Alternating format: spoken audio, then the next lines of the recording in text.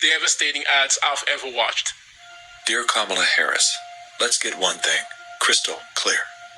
The vast majority of American men have no issue with electing a female president. Our issue lies solely with you. You were second in charge of California for 13 years. As California's Attorney General, Harris promoted enforcement of a law that allowed prosecutors to seek jail time for parents of truant kids. As a prosecutor and law enforcement, I have a huge stick. So I decided I was going to start prosecuting parents for truancy. I thought that was crazy. I was like, how can you lock parents up? If you don't go to school, Kamala's going to put you and me in jail. Yes, we achieved intended effect. I opened the door and I see at least 7 or 8 cops like wanted to arrest me. As a matter of fact, they did. And frankly, you know the prosecutors in my office who volunteered to do this? My homicide prosecutors, my gang prosecutors. And they went over there and I said, when you go over there, look really mean. She had me arrested and prosecuted because my handicapped daughter was sick in the hospital and had missed some days of school. I learned that with the swipe of my pen, I could charge someone with the lowest level offense. That person could be arrested. They could lose time from work and their family maybe lose their job. They'd have to come out of their own pocket to help hire a lawyer. They'd lose standing in their community. I lost my job and couldn't pay rent, and we got evicted. Weeks later, I could dismiss the charges, but their life would forever be changed. I became homeless. We had to move into a motel. All because of the swipe of my pen. I don't agree what Kamala Harris did to my mom, and I don't agree with what she's done to other parents as well. You were second in charge of the United States for 4 years. If anything, would you have done something differently than President Biden during the past 4 years?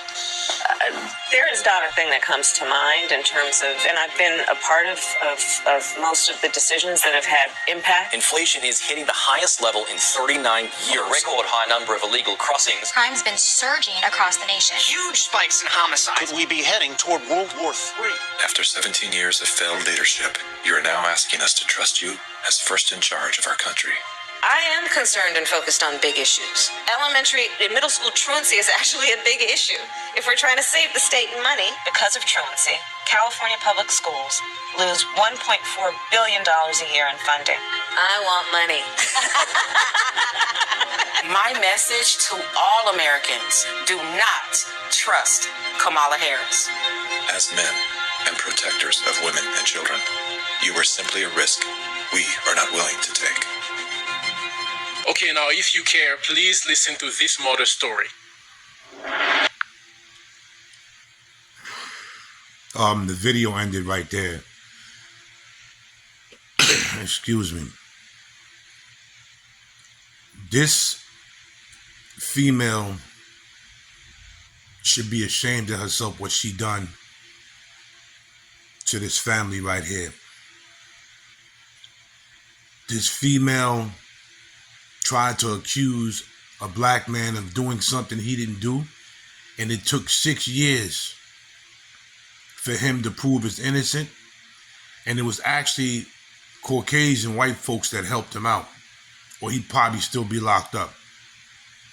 She locked a mother up because her daughter was handicapped and had sickle cell anemia and ended up in the hospital multiple times. That mother came out of prison, out of jail, and lost everything. Her job, they had to have to stay in a motel.